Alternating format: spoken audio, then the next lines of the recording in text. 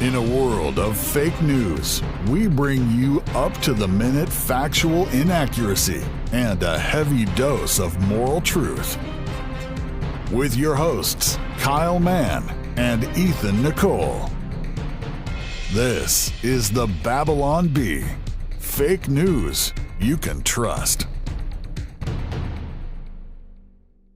Hi, everybody, and welcome to the Babylon Bee podcast.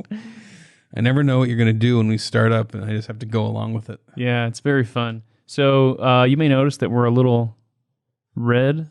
Are we? Pinker? We're wearing Am I more pinker? We're wearing red face. We're wearing tan face because we just got back from a Babylon Bee treat. The bee treat, the first ever. The first ever bee treat.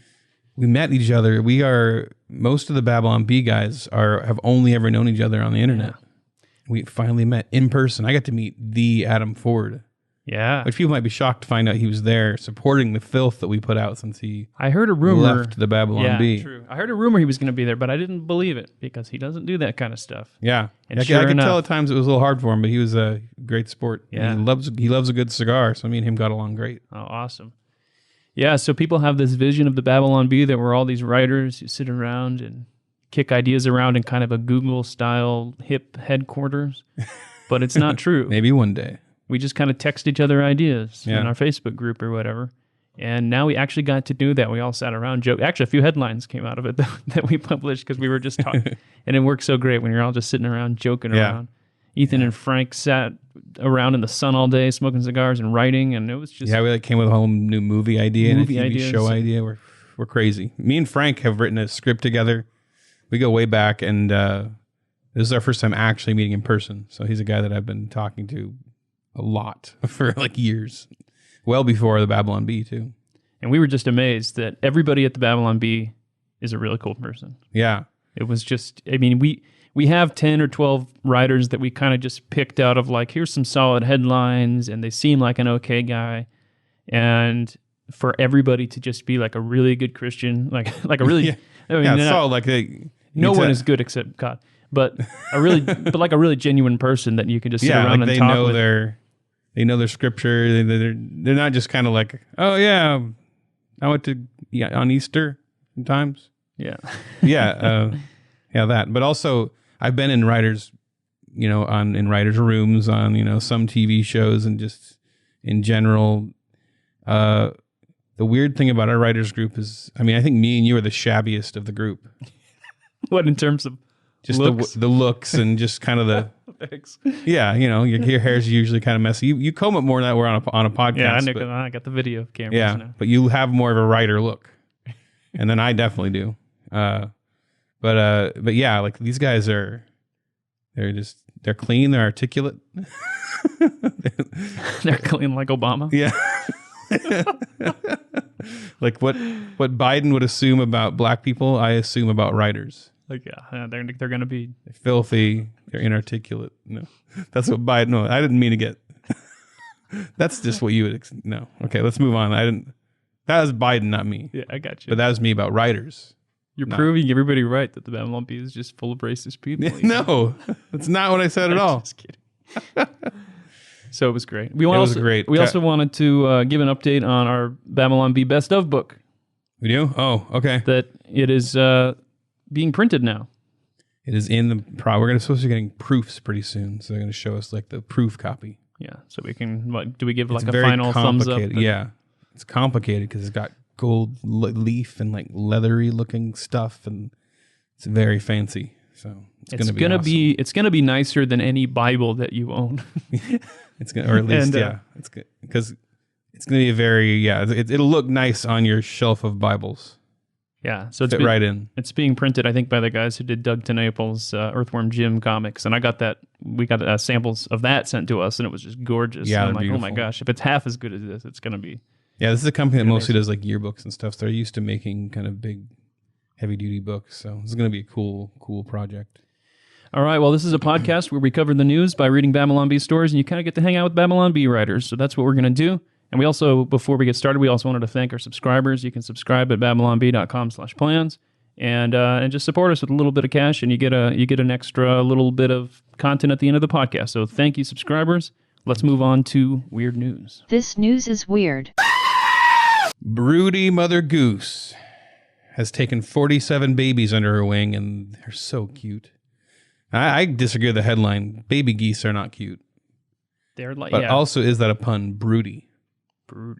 Are they called a brood of geese? Is that what they're called? Well, I saw that apparently this phenomenon, this goose goes around taking geese from all the other nests and gathering them. So they call it a gang brood, which sounds like an Insane Clown Posse sort of knockoff band. Gang brood. Well, gang brood. Gang brood. Right? So is this goose is like one of those warlords in Africa. Yeah, that goes around. What's his name? Coney. It's like the Coney of geese. Yeah, that goes around stealing, gathering kids, all the children, making this child army. And they're like, hey, there's people that walk around this park and they like to jog and they like to drink Gatorade. What we're gonna do is we're gonna bite their shins and we're gonna bite at their groin region and we're gonna chase them and honk at them.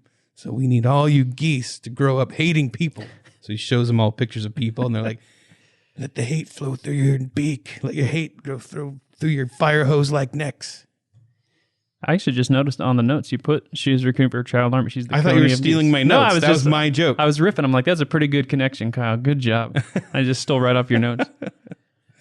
But Ethan actually told us about how to fight geese. You gave us I don't remember if it was in the subscriber portion or not, but you gave us this long explanation of how if you're going to kick a goose, you don't want to kick their head. Yeah, because it just flops back and then swings back like a rubber hose. It's like if you were going to fight a mailbox, you don't want to punch it in the flag. You want to punch it in the box, right? Fight a mailbox. You don't punch it in the flag. I can almost guarantee that analogy has never been used in the history of analogy. Something that has a thing pointing up, but a bigger thing down below. And the first thing is mailbox. That would be the first thing you think of. What do you think of? Of a big thing besides a bird, because and a little thing sticking up. Yeah, I don't know. Yeah, you don't punch that. I guess. You don't. If you're fighting a giant bumblebee, you don't punch it in the antennas. You punch it right in the middle of the eyes or something. But so a goose, the face doesn't make sense. Anyway, so to do a little study of goose fighting, I did an animation. I've been playing with this program called CaliPeg recently. Bringing back my old nostalgic love of kung fu fighting flip books. I used to make tons of these. In fact, stick figures fighting and stuff. Yeah, like these kind of little stick figures with flesh, sort of like fighting each other. And so this one, I made a guy fighting some geese, and it gives you some good ideas for if you fight geese, what you could do in that situation. Yeah, I was sitting on the plane flight home, and in front of me was sitting Ethan, and he's sitting next to a stranger, and Ethan's just diligently drawing these geese. And this guy very beating diligent, him up. Right? This is a lot of work. I did this because we had 4 flights between heading there, heading back, and plus over the time for me that was vacation. I'm just sitting there. I got a cigar, I got a beer. I'm sitting out. Well, not on the plane, but but at this nice resort. Everybody else is swimming and stuff, and you did not go in the pool. I didn't get wet once. I sat in the shade. No, you put your feet in the pool. I think that one night. One night, feet in the pool. Yeah. So this guy that's sitting next to Ethan slowly presses the call attendant button. Please help. Not really. But let's watch this video. Beautiful video.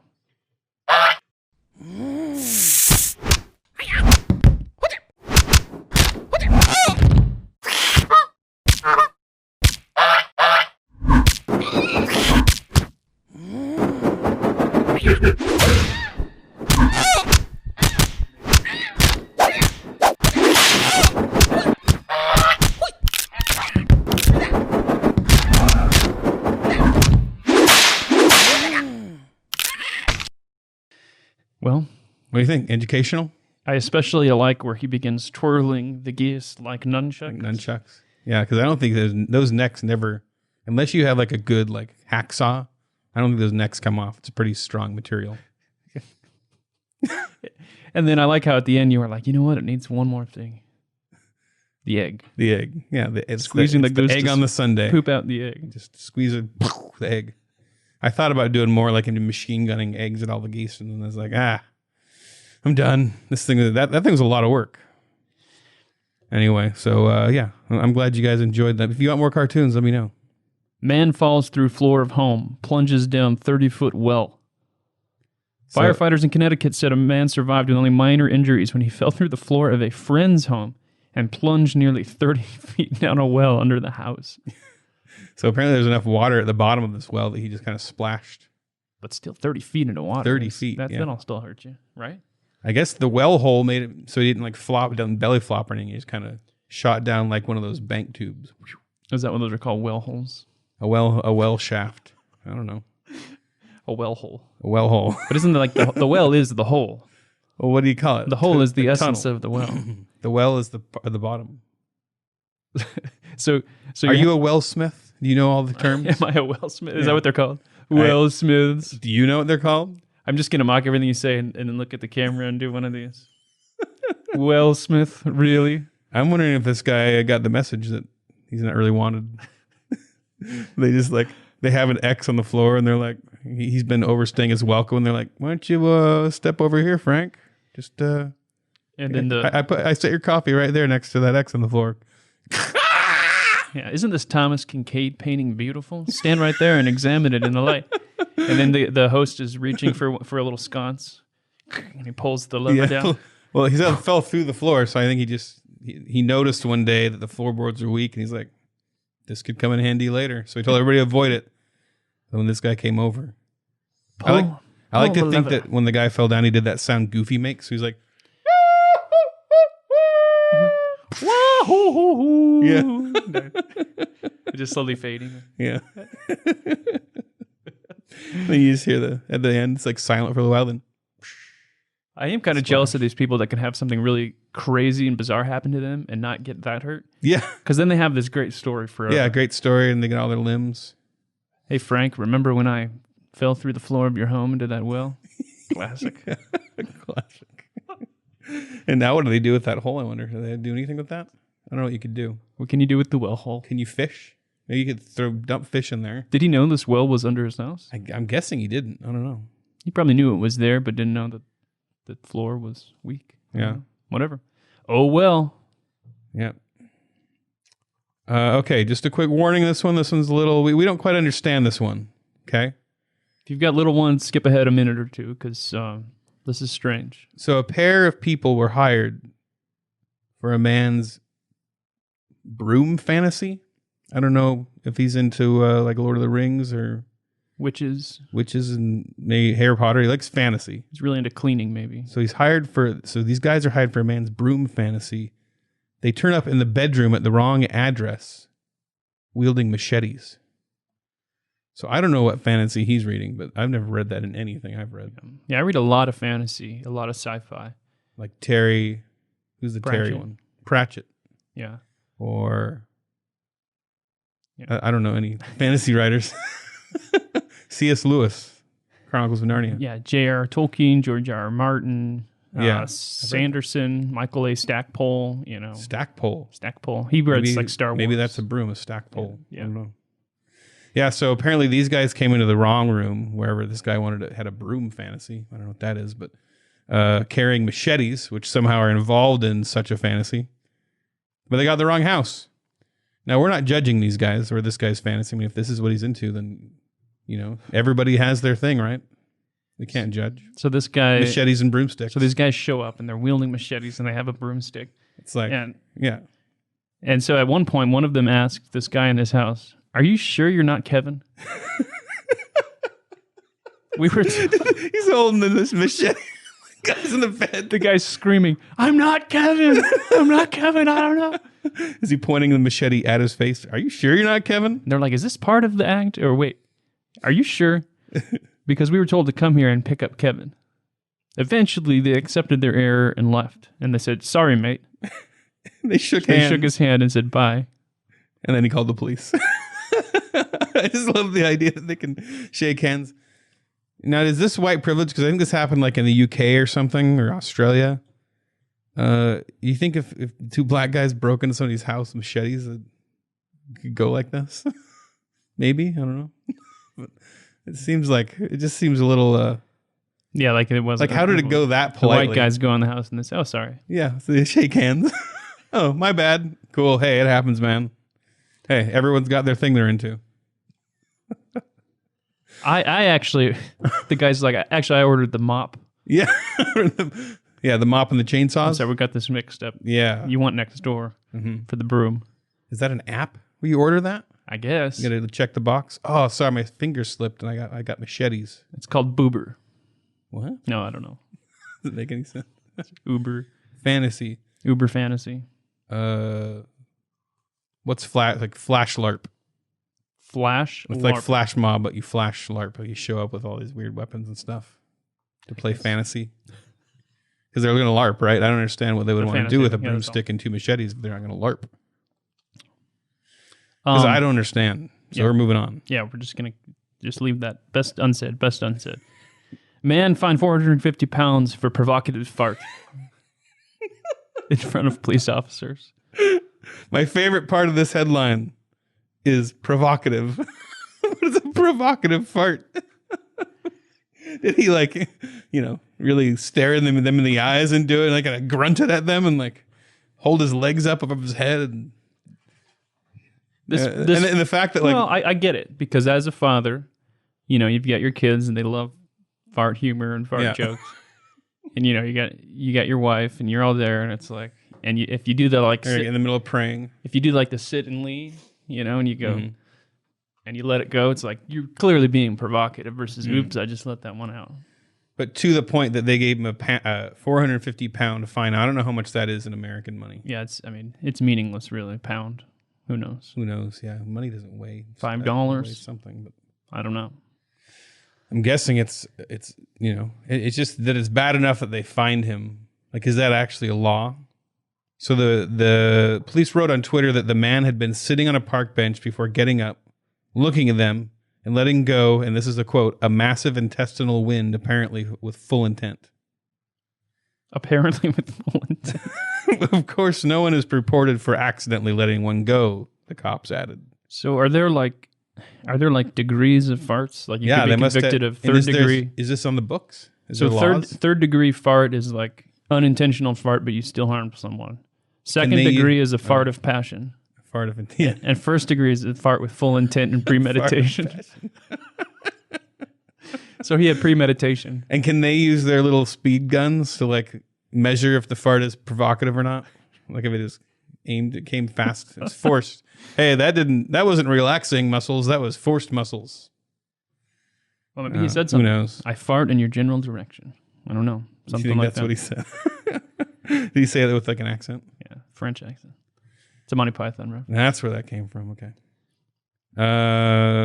Newton's recipe for toad vomit lozenges up for auction.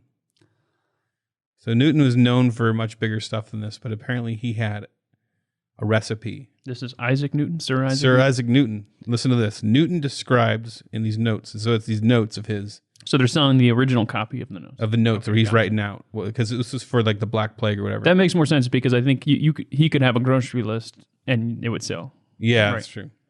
So he describes in detail how to suspend a toad by its legs in a chimney for 3 days until it vomits up earth with various insects in it. This vomit must be caught on a dish of yellow wax, he added. After the toad dies, this is getting crazy. This is like something out of Harry Potter. Its body should be turned into powder, mixed with the vomit and a serum, just any old serum, and made into lozenges and worn about the affected area. So like a necklace or something. This treatment would drive away the contagion and draw out the poison, Newton wrote. What do you think? So that's... I like there's gravity and then how authors or like bands have that first book or album that's like really early on, yeah.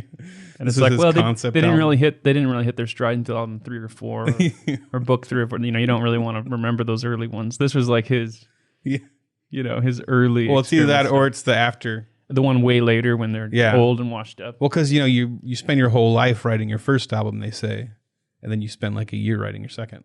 Yeah, so suddenly the pressure's on to try to match that same passion, and that's why follow-up albums are tough. Yeah, it's a sophomore album. Yeah, it wasn't as big of a hit as like Theory of Gravity. Yeah, like Gravity was huge, and then he tried to follow it up. Yeah, I don't understand why if you have to extract the vomit, but then you're going to grind the whole toad up anyway, and then with the vomit in it, back into it. Why? Why do you have to extract it for 3 days if you're just going to grind it all back together into one big pulp? And at the time, if you disagreed with this method, you were anti-science. You're anti-science. Yeah. Newton's like, science. None other than Sir Isaac Newton has put on the toad necklace. Yeah, we need to listen to the elites and the experts. Yes. That's Dr. Fauci right now on TV, and he's like, you got to wear the. What you do is you hang the toad in the chimney upside down for 3 days as the vomit excretes into a yellow wax dish. Go and do it. And then like a week later, they're like, actually, we were wrong. That whole thing was... That was way off. It's not a toad, it's a bat. Yeah. All right, well, you want to do some stuff that's good? Let's try. But now, this week's edition of Stuff That's Good. Well, I had a long flight. And while Ethan, we all did, yeah. While Ethan was animating Geese, I was doing something more productive. I was playing video games. I couldn't find anything to watch that I wanted to watch.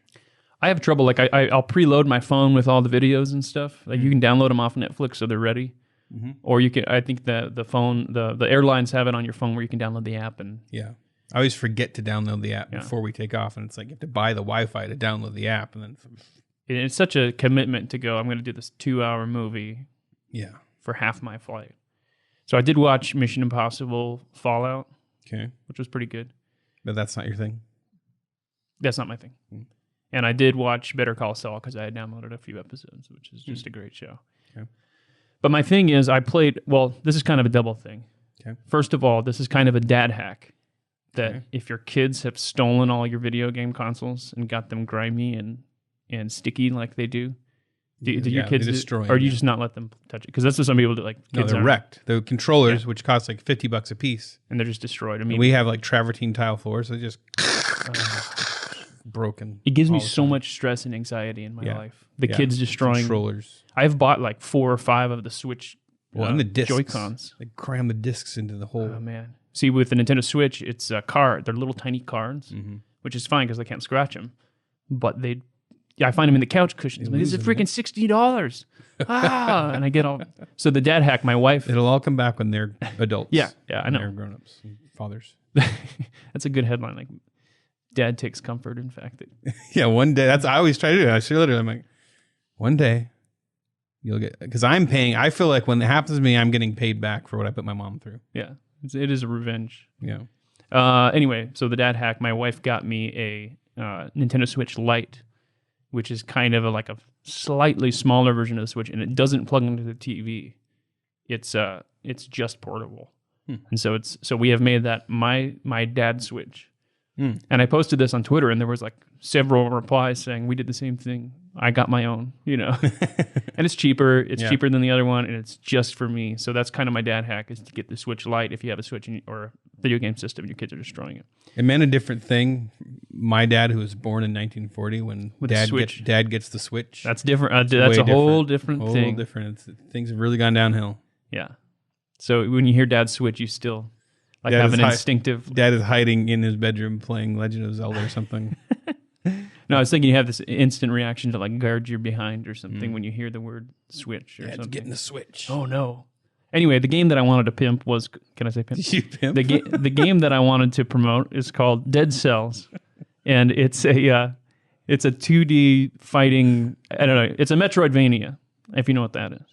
I have no Metroid. It's Metroid and Castlevania, that kind of a game. 2D side scroller. Oh. You're upgrading equipment. You're exploring this area. Mm-hmm. You can kind of backtrack to get stuff that you missed. But the whole gimmick of the game is that if you die, you start the entire game over. So That's horrible. You die once, you're back at the beginning. But you have permanent upgrades that start to... It's like if you're playing the original Mario Brothers or something, and every time you lost the whole game... Every time you died, you had to start the whole thing over. But you start with a fire flower, or you start with a... Mario's a little faster. He can jump a little bit higher. So eventually I did beat the game after like 12 hours of playing through. Disheartening. And it's just a very fun game. So anyway. So it's fun. Cool art style, retro pixely look, and it's awesome. Dead Cells, cheap. I think it's on most systems. So it's fun. Do it. Play it. Sweet.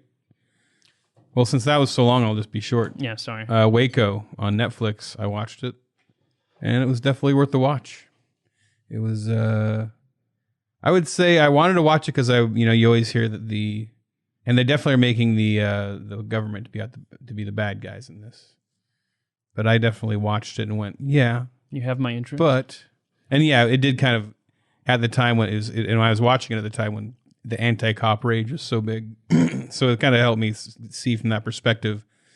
But at the same time, when this guy like refused to come out for like, I don't know how long. It was like 50 something days, I think. It was crazy.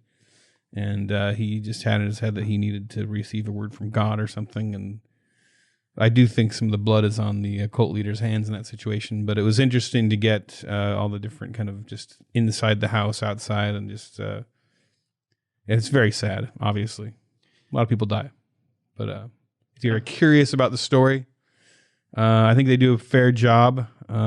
It's worth watching if you're in that. So I'm a little obsessed with cults, so I watched it and I enjoyed it. That's probably not healthy. No, I'm sure. I had heard some libertarians that were mad at that show. Oh, really? And I think there was something where they showed the cops coming in and crying and. Oh, that some of the cops felt bad? Yeah, he said, but what really happened was they went through and they took pictures of all the dead bodies and stuff. Oh. So that was the libertarians were mad at that. But I am interested in watching Waco. So yeah, it's worth watching. I can't imagine anybody would not cry with that many people. I mean, the saddest part is a lot of kids died in there. Yeah, sounds hopeful and uplifting. Uplifting. Hey, it's just true. Just true. Life. It's truth, facts, and logic. All right, let's Speaking of truth and facts and logic, let's get on to the stories of the week. This has been Stuff That's Good. Every week, there are stories. These are some of them. In order to ensure that voice actors only portray characters they actually look like, Disney announced this week that Winnie the Pooh will now be voiced by an actual bear. Oh. I assume all the other animals, Piglet will be... A pig, yeah. Tiger. Eeyore, a donkey. Tigger is the tiger, yes. Eeyore's a donkey. Rabbit is rabbit. Yeah.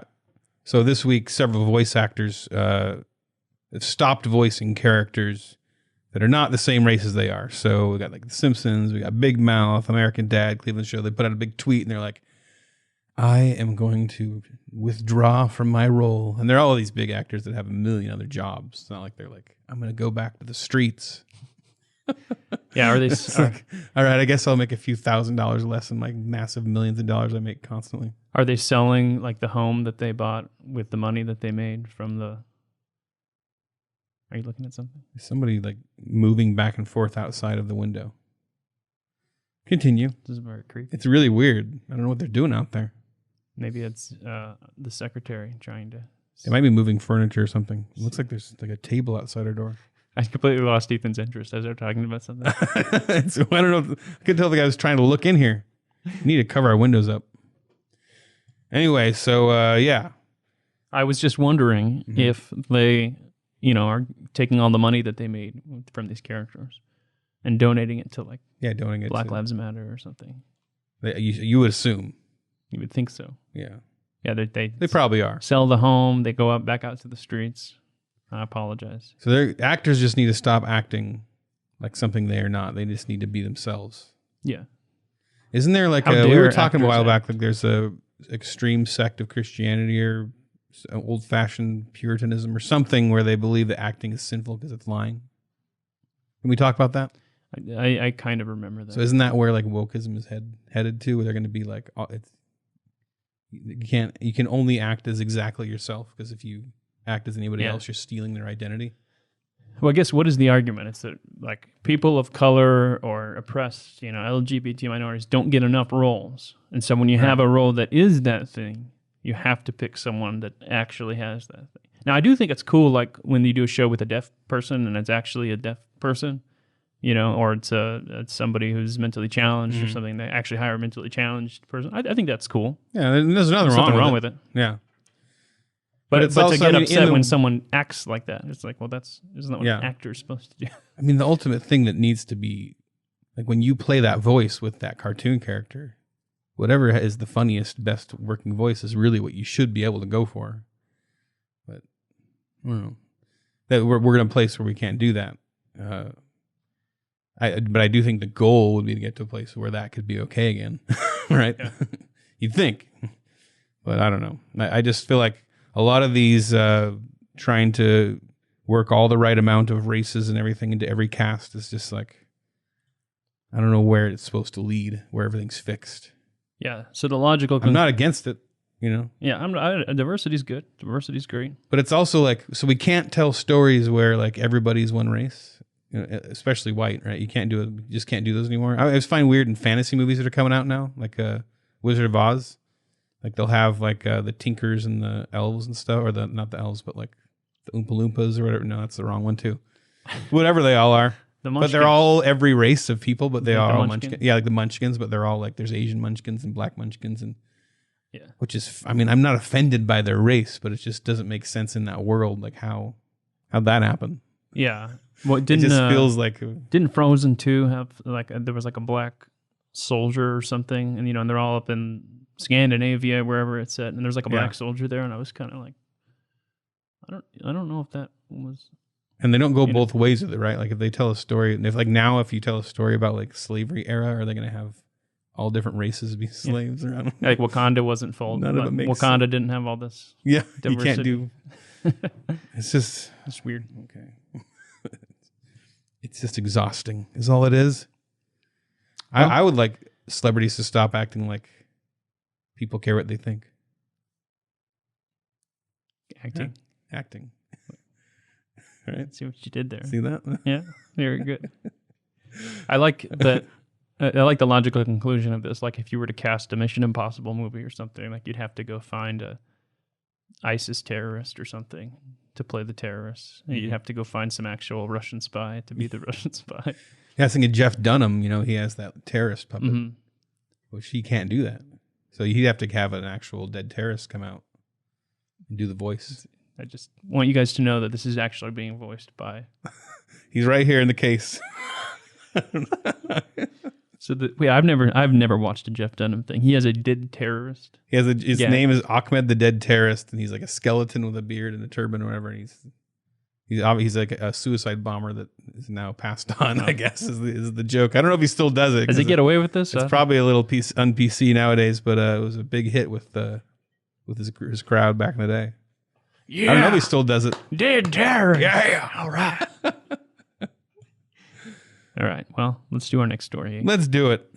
A survey of leading physicians unanimously agreed that the best response to COVID-19 is for the government to lock everything down, then reopen, then lock down again, then reopen again, and to just keep doing that until everyone completely loses their minds.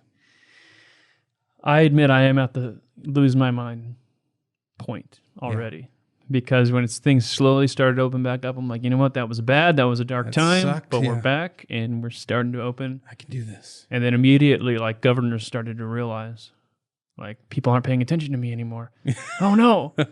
Remember, everybody, there's still a pandemic. Hey. Exactly like that. That was me acting. What did we expect to happen when we opened back up? Obviously, this is all conversations everybody's already had around the water cooler. Yeah. Like I feel when I talk about COVID-19, it's like when I try to talk about abortion, like every argument is in gun rights, like every argument's been made a million times. Is there anything new to say? Yeah, I guess to me, it's everybody points at the chart and they're like, oh, look, cases going up. Mm-hmm. Yeah, because everyone was locked in their homes for 3 months. Yeah, I mean, I even know... And you're going to have some cases. You're going to have it. Anybody who goes back to... Like, hospitals are opening back up, right? For all other treatments that they haven't been doing for a long time. Like, my wife's a nurse. She's been hardly working for the last 3 months or whatever. And now suddenly she's got these crazy shifts where she's super busy. Because all these people are coming in for day surgeries they couldn't get before. And to do any kind of medical procedure, you have to get tested for COVID. So there's all these people that have been waiting and now they're getting tested. Yeah. So you're gonna get more of that. It's going to go up. Are we allowed to talk about what happened with Seth and his testing? I think so. He got tested 3 different times for COVID. Really? I didn't hear that. And the results were completely different all 3 times. Really? One of the times said he had it, but he wasn't symptomatic, I think. One of the times said he had it in the past and now had antibodies. And another one said he had never had it and didn't have any antibodies. So it's like, isn't that insane? So if you got tested, try another one, see what happens. That's crazy. Yeah, that's wild. It's science. Science. Yeah, I wonder if there's any widespread studies on that, on the effectiveness of testing. It makes me wonder how much of all this is a placebo. Like, if we had just gone about our days, how much different would it have been? I'm really curious. Not that it's not, people aren't going to die from it, but I don't know. And what do you expect? We're going to open back up? Like, it's not going to go up? Like, it's going to go up, but... I don't know. I feel like we're living in bizarro land. We are. I go on Twitter or something and you see, look at some more cases. And it's like 50-50. You get crazy progressives under it and going, thanks a lot, Trump. Yeah. And then you have the conservatives on there like, it's because of the protests. Yeah, the protests. Though it is weird, the ones that say the protests didn't have anything to do with it. Well, no, it went. Did you see that one article in the Colorado Sun that said, actually, the protests may have decreased? Yeah, studies show. How? What? Well, they said because people went out in the streets, everybody else was too scared to leave their homes. So everybody hid in their homes to avoid the protesters. And so you had less people outside than you would have had. That was the argument. So we just need bands of looting marauders running through all the towns. and then that'll be a good cure. Coronavirus. Yeah. The only way to stop a bad guy with coronavirus is a good mob with guns. The worst guy with a crowbar. It was a Viking. We need Vikings. We need pillagers. Anyway. That's why they didn't get these kind of diseases back in the days of Vikings. Yeah. That's why there was no diseases back then. Yeah. The solution is for everybody to just ignore whatever the governor of your state says and just, wear a mask that you think that'll help you and you know how to wear it right. Don't if you don't care, but just ignore those people. You're going to get us canceled off YouTube for saying Ignore them. We're dead. We're dead. Is that all we're going to say on that one? I guess. I don't want to talk about coronavirus I hate talking about anymore. coronavirus.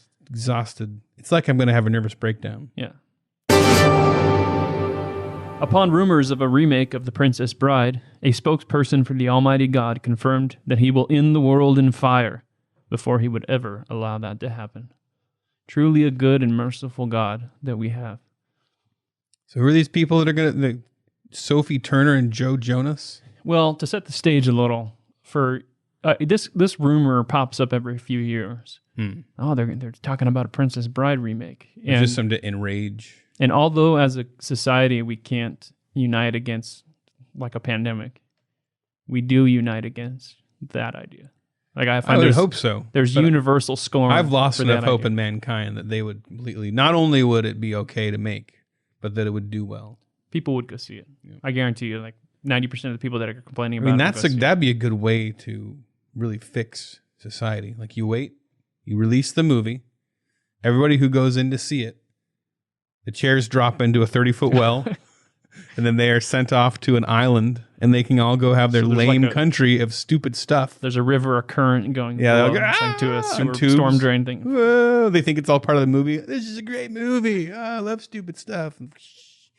And then they go live on this island where they just, whatever I'm fed, I'll like it. Just movies, remakes.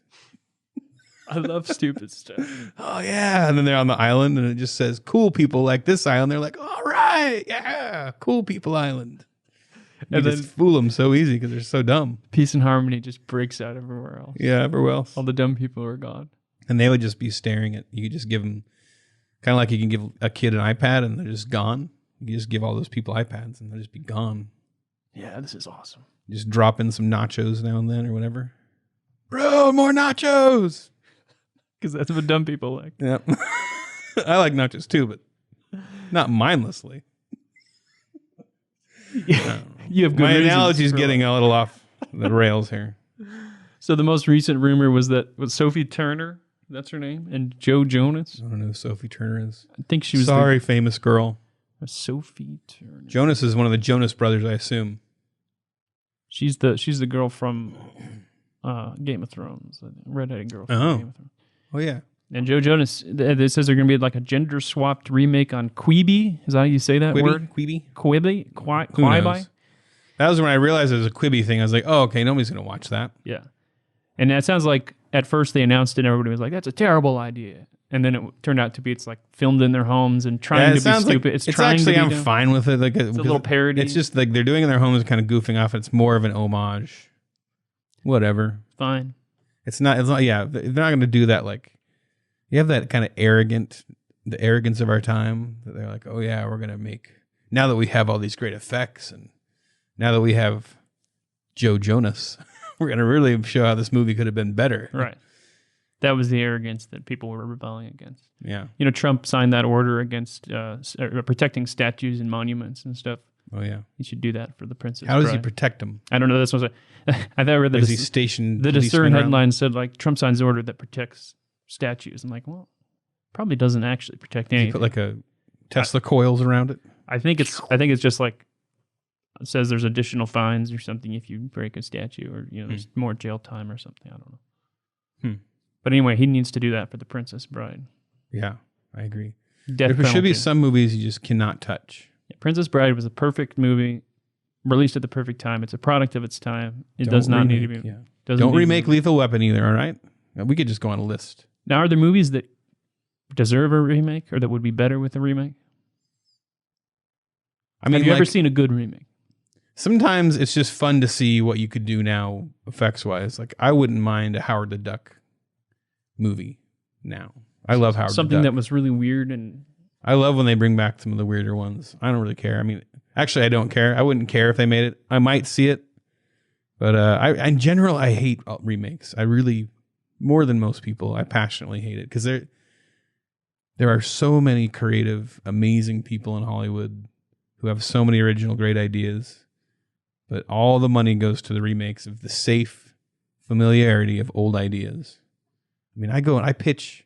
I've been pitching at all these studios, and almost a huge amount of them are like, well, we're hardly looking at any new original stuff. It's all, they're digging through like old, like, well, we have this old like Atari property, a game that nobody's played for 80 years or whatever. Not 80 years, because it was when I was a kid. Atari was around 80 years. 30 years, and 35 years.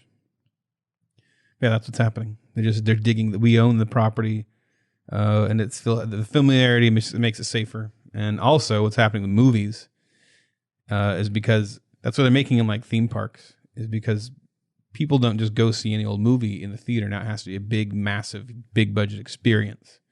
And the only way to justify that much money is to use a property that everybody's already familiar with and committed to. So the hope for great new original movies is like just fizzling out.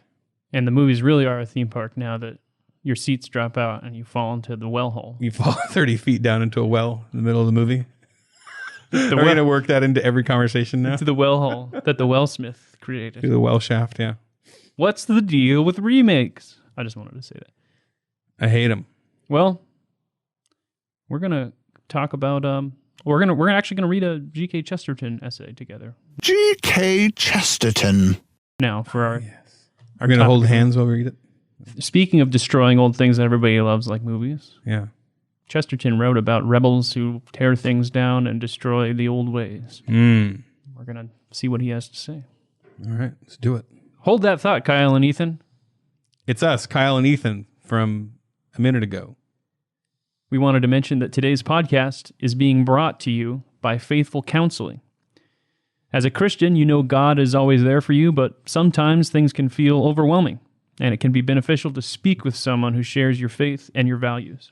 You can actually connect with a professional Christian counselor, and it's in a safe online environment. You can even text them. Whatever medium of communication you prefer, they're up for doing it.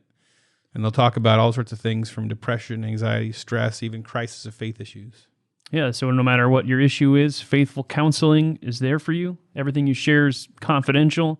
If you're not happy with your counselor, you can request a new one at any time for no additional charge. We're talking licensed therapists, people who share your Christian faith, which is great. And it's affordable. Our listeners get 10% off your first month. That's at faithfulcounseling.com/BabylonB. I'll repeat that, faithfulcounseling.com/BabylonB. Kyle, say it again. I'll say it again, faithfulcounseling.com/BabylonB. And now, the Babylon Bees topic of the week. Why, hello there. Oh, yeah. We're sitting down with G.K. Chesterton. Does he have the soundbite? We can use it. We got an email from someone saying they were very upset that we have not used our G.K. Chesterton soundbite in a long time. G.K. Chesterton. There it is. I think we could make a graphic where his head pops up every time it says it. Yeah, with his mouth moving. Well, I mean, yeah, you don't have to do any of that. Yeah. So, yeah, you like to throw all this extra work on us. And he could be in space, like flying on a rocket. His head is coming at you in space. Yeah. G.K. Chesterton. Yeah, with lasers. Can you do lasers? Yeah. Well, I don't know. So the other day, we filled in for the cross-politic guys, and we talked about cancel culture. And there was a quote in there that we read, and we just read like the very end of it. And I went and looked up the full quote because I was curious about the context. And it's from Orthodoxy. And I thought it was so timely. Orthodoxy is Chesterton's. It's like his Mere Christianity, his defense of it's like a far more confusing version of Mere Christianity if you're into that kind of thing. But he writes very circular, and it's great stuff. And so I thought it would be great if we would read this these, I don't know, it's 3 or 4 paragraphs from Orthodoxy and kind of talk about it in the context of what's going on right now. It feels like there's this revolutionary, I don't know, attitude that's going through. We're freeing ourselves. We're throwing off the old ways, and because we're good now. We're good. We're gonna throw it away. We're free. And the amazing thing about reading Chesterton is it feels like he's writing in 2020. Yeah, like he knows what's going on right now. I tweeted a quote from him the other day that he wrote in 1911, where he said, "What's so hard about satire is that real life is too absurd to be satirized." Yeah, and I'm like, that feels like what was written yesterday. Yeah. You know. And it was written 100 years ago. So we were just reading one of his essays the other night where he's talking about the barbarism of the Germans, and he was writing this in the mid-30s. He's saying, a lot of people, kind of like the Germans and what's going on there. And he's like, I just feel like we need to have some caution about the way they're being, because it could get pretty bad. Was he right? He seemed like he nailed it. He said, "There's many fine people on both sides." Both sides. All right, so we're going to read this Orthodoxy deal. I guess we'll stop. Maybe stop between paragraphs. Maybe between paragraphs and talk, and then at the end we'll just have a little discussion. So, okay. The worship of will is the negation of will. To admire mere choice is to refuse to choose. That sounds like a Rush lyric, maybe that ripped off them, or a fortune cookie, or to admire mere choice. I don't. Here are your lucky numbers. If Mr. Bernard Shaw comes up to me and says, "Will something," that is tantamount to saying, "I do not mind what you will." And that is tantamount to saying, "I have no will in the matter." You cannot admire will in general because the essence of will is that it is particular. A brilliant anarchist like Mr. John Davidson feels an irritation against ordinary morality, and therefore he invokes will to anything. He only wants humanity to want something, but humanity does want something. It wants ordinary morality. He rebels against the law and tells us to will something or anything. But we have willed something. We have willed the law against which he rebels. Now, just background for people who don't know who George Bernard Shaw is. He's an atheist evolutionist guy who used to debate Chesterton all the time, and they were actually very good friends. A lot of people thought that The Ball and the Cross was about their relationship. Yeah, I could see that. And then also Mr. Davidson was a poet who was an anarchist, and he apparently, I guess he killed himself, but his life really deteriorated towards the end of his life. A lot of disease and bad stuff happening. But yeah, I think the fascinating thing about this is that idea that, we're freeing ourselves to, like, how did humanity start? Like, did we just start out in some kind of chains and like with some kind of morality put on us, like forced into? Like, this is what, like, a lot of what we have is what we have chosen through a huge, long process. So the idea we're going to throw it all off and fix it by, it's like when I used to write scripts on VeggieTales. One of Doug Tanaple, who was my boss, favorite ways to solve a script he didn't like was to just throw it in the trash and tell me to write a different one, but give me no notes. Oh, man. Which is really, really disheartening and frustrating. Yeah. And so yeah, I mean, that feels like the philosophy right now. We just tear it all down, because they don't have a philosophy of what to replace it with, right? I guess we're getting to that. Well, I don't know. Yeah, it feels like libertarians have been owned with facts and logic here. Oh yeah, that was my my joke. Or I think what I said here. I said that because isn't that what libertarians say? We just want people to freely vote for what they want. But what if they just freely vote for Republicans or Democrats? Well, they're generally against democracy because they do feel that No, it's just tyranny of the majority rather than tyranny of a king. So we don't need to get into that. I've owned you back. All right, let's continue here. All the will worshippers, from Nietzsche to Mr. Davidson, are really quite empty of volition. They cannot will, they can hardly wish. And if anyone wants a proof of this, it can be found quite easily. It can be found in the fact that they always talk of will as something that expands and breaks out. But it is quite the opposite. Every act of will is an act of self-limitation. To desire action is to desire limitation. In that sense, every act is an act of self-sacrifice. When you choose anything, you reject everything else. That objection, which men of this school used to make to the act of marriage, is really an objection to every act. Every act is an irrevocable selection and exclusion. Just as when you marry one woman, you give up all the others. So when you take one course of action, you give up all the other courses. If you become king of England, you give up the post of beadle in Brompton. If you go to Rome, you sacrifice a rich, suggestive life in Wimbledon. It is the existence of this negative or limiting side of will that makes most of the talk of the anarchic will worshippers little better than nonsense. For instance, Mr. John Davidson tells us to have nothing to do with thou shalt not, but it is surely obvious that thou shalt not is only one of the necessary corollaries of I will. I will go to the Lord Mayor's show, and thou shalt not stop me. Every act of will is an act of self-limitation. Beautiful. It's like they're trying to get rid of this thing that... It reminds me of Chaz. May Chaz rest in peace. Like just that, this idea that we are breaking away and we're creating our own. Yeah. And it's like they were trying to create this thing that's a void of all the other things. Yeah. Like we're going to get rid of the police. We're going to get rid of the government. Walls. We're going to get rid of walls. And in order to do that, they had to build a wall around this area. And they had to beat people up with bats. And have a warlord. And, Yeah. you know, all this little society they had to create in the absence of the society that they just threw off. Yeah. It's very interesting. Yeah, they are the people that want to tear down the Chesterton's fence analogy. They don't want to find out why it's there. All they know is they don't like it there and they want to tear it down. And that's where we're at. Anarchism adjures us to be bold, creative artists and care for no laws or limits. But it is impossible to be an artist and not care for laws and limits. Art is limitation. The essence of every picture is the frame. Mm-hmm. If you draw a giraffe, you must draw him with a long neck. If, in your bold, creative way, you hold yourself free to draw a giraffe with a short neck, you will really find that you are not free to draw a giraffe. The moment you step into the world of facts, you step into a world of limits. You can free things from alien or accidental laws, but not from the laws of their own nature. You may, if you like, free a tiger from his bars, but do not free him from his stripes. Do not free a camel of the burden of his hump. You may be freeing him from being a camel.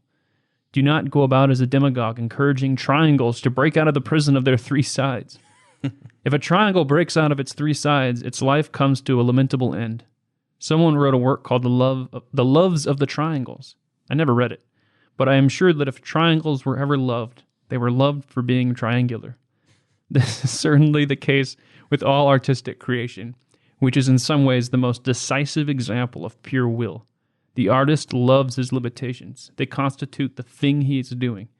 The painter is glad that the canvas is flat. The sculptor is glad that the clay is colorless. Another popular Chesterton quote on art is that art, like morality, consists in having to draw the line somewhere. What's that breath you do?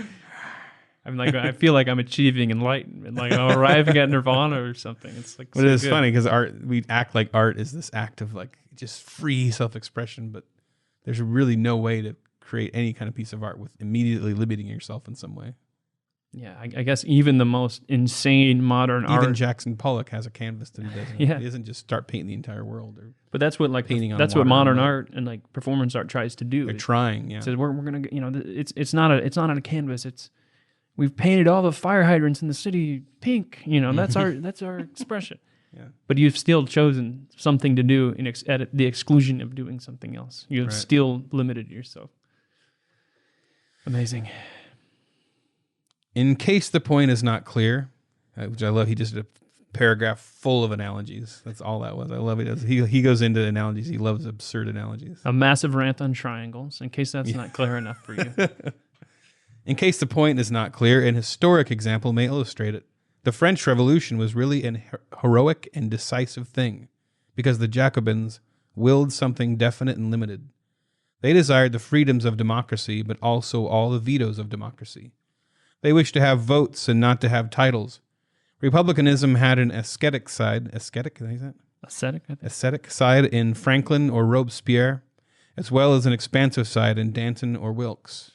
I don't know who those people are. I kind of have some idea of, Therefore, they have created something with a solid substance and shape, the square social equality and peasant wealth of France. But since then, the revolutionary or speculative mind of Europe has been weakened by shrinking from any proposal because of the limits of that proposal. Liberalism has been degraded into liberality. Men have tried to turn revolutionize from a transitive to an intransitive verb. The Jacobin could tell you not only the system he would rebel against, but, what was more important, the system he would not rebel against, the system he would trust. But the new rebel is a skeptic and will not entirely trust anything. He has no loyalty. Therefore, he can never be really a revolutionist. And the fact that he doubts everything really gets in his way when he wants to denounce anything. For all denunciation implies a moral doctrine of some kind. And the modern revolutionist doubts not only the institution he denounces, but the doctrine by which he denounces it. Thus, he writes one book complaining that the imperial oppression insults the purity of women. Then he writes another book about the sex problem in which he insults it himself. He curses the Sultan because Christian girls lose their virginity, and then curses Mrs. Grundy because they keep it. As a politician, he will cry out that war is a waste of life, and then as a philosopher, that all life is a waste of time. You highlighted that. The breath of enlightenment. That is so good. Sorry, I know your paragraph's still going, but that kind of the atheist who's like, no war, anti-war, war is a waste. Isn't all of life a waste? Yeah. What do you care? There is no morality. I love that people only care about life when it's convenient to them. A Russian pessimist will denounce a policeman for killing a peasant and then prove by the highest philosophical principles that the peasant ought to have killed himself. A man denounces marriage as a lie and then denounces aristocratic profligates for treating it as a lie. He calls a flag a bauble, which I had to look that up. That's the little thing that the jester twirls, the little wand. And then blames the oppressors of Poland or Ireland because they take away that bauble. The man of this school goes first to a political meeting where he complains that savages are treated as if they were beasts. Then he takes his hat and umbrella and goes on to a scientific meeting where he proves that they practically are beasts. In short, the modern revolutionist, being an infinite skeptic, is always engaged in undermining his own minds. In his book on politics, he attacks men for trampling on morality. In his book on ethics, he attacks morality for trampling on men. Therefore, the modern man in revolt has become practically useless for all purposes of revolt. By rebelling against everything, he has lost his right to rebel against anything. Amazing. Is there anything? There's not really much more to say. Yeah, when you throw off the foundation of morality, along with, whatever the oppression is that you're rebelling against, you throw off the very foundation of morality, you really have no right to rebel against anything. Right. You can't, if you're not revolting for a reason with a future in mind. Like, he makes an analogy in his book, What's Wrong with the World, called The Medical Mistake, where it's like, philosophically, we're like doctors who are allowed to say what's wrong with a patient, but we can have no picture in our head of what a right patient is, like what a healthy patient is. We can't say if they should have 2 eyes or whatever, or one heart, or like we just have to. So we can't ever make that judgment. We can only say what's wrong, and it could even be that we just don't like them. Maybe we say they should have 3 eyes. I don't know. Yeah. It just doesn't. You can't. You have to have some idea of where you're headed and what the meaning is behind things and where you're. What you know. Bleh. Bleh. My brain just broke. Yeah, it reminds me of kind of the whole transgender movement and that whole revolution where it's like you must allow men to become women, but men and women is an oppressive societal construct. You know, that whole, it all eats itself, right? Yeah. At the end, it's all circular. By rebelling against everything, they rebel against nothing. It does feel a lot like today that people rebel for the sake of rebelling. People, you know, because I have a guy who's kind of leans libertarian. I'm like, yeah, down with government, yeah, you know. But I'm thinking about it, and I'm like, but you guys are so close, but you're doing it for the wrong reasons. Like you don't have an idea of like, I'm doing this for liberty. We're doing this because we feel that liberty is a better value to guide our society. We do this because we feel we want to restore the Constitution and the constitutional government this country is founded on. We're just doing it because, you know, we did jokes on the Babylon Bee, like down with white supremacy. You know, they cry as they tear down a statue of the fawns. Yeah, you know, like it's just anything. It's literally what's happening. Yeah, right? And didn't they tear down Jimi Hendrix or something? Oh, I didn't see that. I saw that they were tearing down guys who like helped fight against the Confederacy. They're tearing down. I believe there was one monument that was like funded by freed slaves. I saw that one. Yeah. But is this the inevitable result when you have protests and a revolutionary movement that's founded on Marxist ideas and that's founded without God, without morality? Because you have no line to draw. You don't have that limitation of the artist who says, you know, this is the line. This is what we are trying to achieve. And it does feel like they're trying to do that performance art that just goes off and has no end and no purpose and no power. Because the end for them is that freedom. They believe that there is they believe there's we can reach a point where everybody is so free to just express their inner self. That peace on earth is achieved, I guess. I don't know. I guess that bars anybody whose inner peace or inner self is murderous or evil. And it's a faith, right? Because where do they get the idea that if we just all were free, it would be good? I don't know where to get that. Yeah, well, free being free. You know, what is free? Free of everything. Even that saying what is it makes freedom? No sense. Yeah, there's no rhyme or reason to it. Yeah, I guess when you're a movement that doesn't have a strong foundation in morality, doesn't have a strong foundation in God, you know, you tear down guys who are arguably bad or arguably had some bad stuff going on, like Andrew Jackson and Christopher Columbus. But then if you have no moral compass, you have no line that's drawn. What is the difference between tearing them down and tearing down Lincoln or Washington or the Fawns? You know, there is no grounding. There is no rhyme or reason to the madness. Well, as of the point, I guess I'm sure other people have made it, but Jordan Peterson always points out that in any room of students he's talking to, that in the days of Nazi Germany, 9 out of 10 of you would be a Nazi. Like they didn't just happen to be evil people who are all born at the same time. Yeah. Like if the reason a majority of people are behind a very popular movement, whatever the movement is because a majority of people to go along with things. Right. Like a Princess Bride remake. And we've brought it full circle. Yes. I told the story on this podcast before, I think, but my history teacher in high school had us all read the 25 points that the Nazi manifesto or whatever they had. Their tulip, but it's like the Nazi version of tulip. He had us all read it, but he didn't. He replaced Germany with America. And he had us all say, "Who agrees with this one? Who agrees with this one?" And at the end, it's like almost everybody, 23 out of 25, 24 out of 25. And, they sound innocuous. It's like, I think America should be restored to a place of greatness in the world.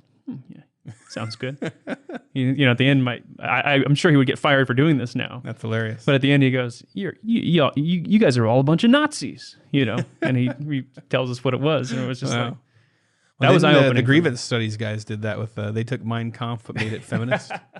That was one of the papers they did. Mein Kampf. Mein Kampf. I don't know. All right, well, the world will be a little better if we all just read a little G.K. Chesterton once in a while. G.K. Chesterton. And was ready. He's on that one. Goodness gracious. All right. Well, get the flower bed button ready because we're going to be reading some hate mail. Oh, yeah. I really miss Adam Ford.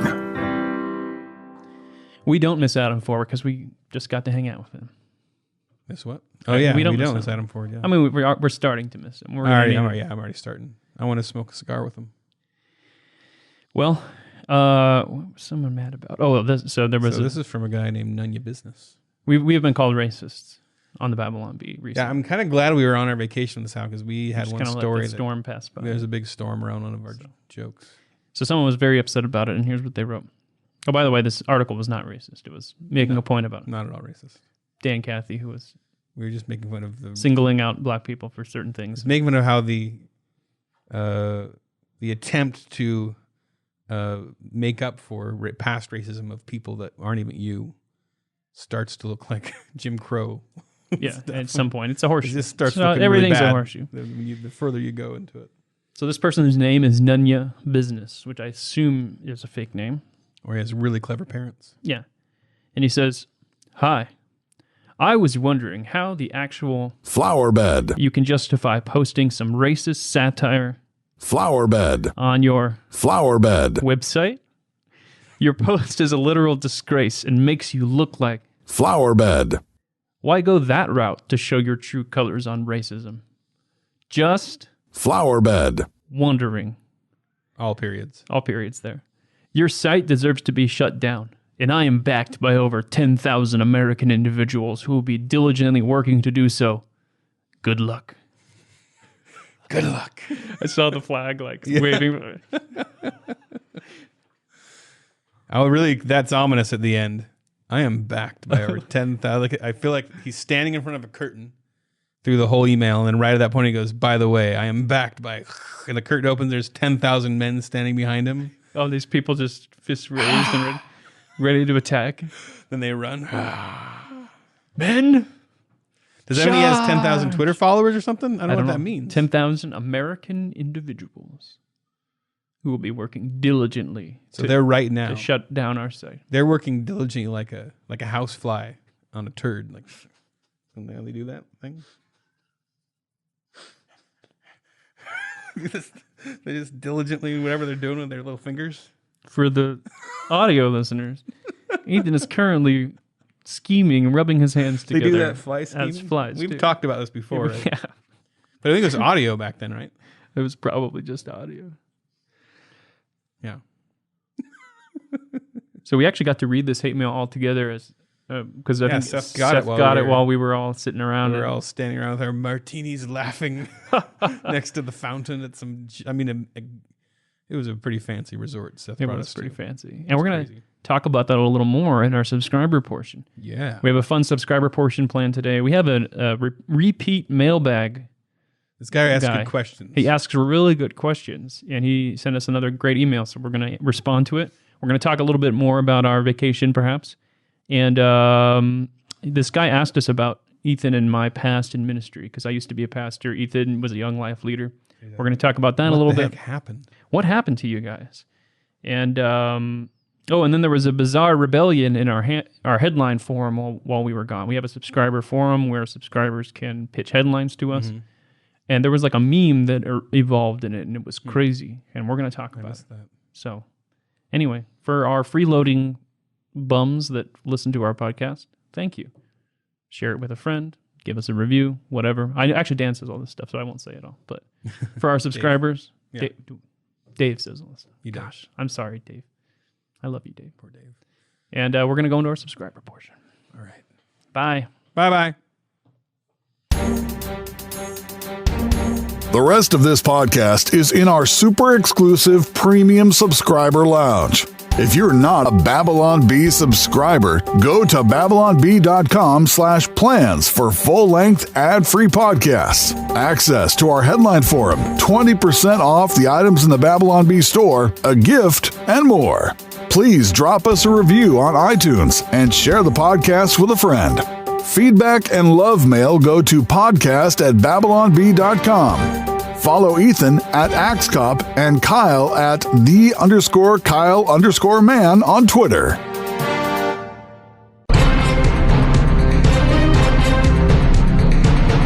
Kyle and Ethan would like to thank Seth Dillon for paying the bills, Adam Ford for creating their job, the other writers for tirelessly pitching headlines, the subscribers, and you, the listener.